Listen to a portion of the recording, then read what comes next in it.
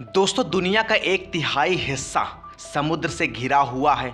ऐसे में अगर समुद्र में कोई ऐसी बीमारी फैलती है जिसका इलाज वैज्ञानिकों के पास ना हो तो यह बात बहुत डरावनी वाली है, खास तौर पर उन लोगों के लिए जिनका पूरा जीवन समुद्र पर ही निर्भर है।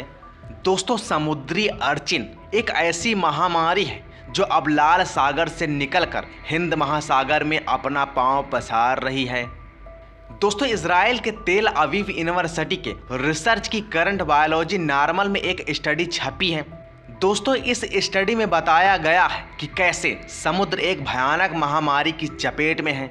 इस महामारी का नाम है अर्चिन महामारी, जो अब लाल सागर से फैलते हुए पश्चिमी हिंद महासागर में अपने पांव पसार रही है। दोस्तों, इस महामारी की वजह से लाल सागर में समुद्री अर्चिन लगभग खत्म हो गए हैं। दोस्तों, वैज्ञानिकों को बहुत डर है कि ये महामारी अब हिंद महासागर में फैल जाएगी और इससे इंसानों के जीवन पर बहुत बड़ा गंभीर संकट खड़ा हो सकता है। दोस्तों, शायद आपको नहीं पता होगा कि समुद्री अर्चिन एक तरह का जीव है जो समुद्र के नाजुक इकोसिस्टम को बनाए रखने में अपनी अहम भूमिका निभाता है। दोस्तों, काले रंग का गोल और कांटेदार ये जीव समुद्र की गहराइयों में पाया जाता है। इस जीव का मुख्य काम है कोरल रीफ को बचाए रखना। अगर ये जीव समुद्र में पूरी तरह से खत्म हो जाए तो कोरल रीफ पर बहुत बड़ा खतरा आ जाएगा। तो फिर ऐसे में इंसानों पर इसका बहुत बुरा प्रभाव देखने को मिल सकता है। दोस्तों, शोधकर्ताओं की माने तो पहली बार ये महामारी लगभग 1 साल पहले अकाबा की खाड़ी में देखी गई थी।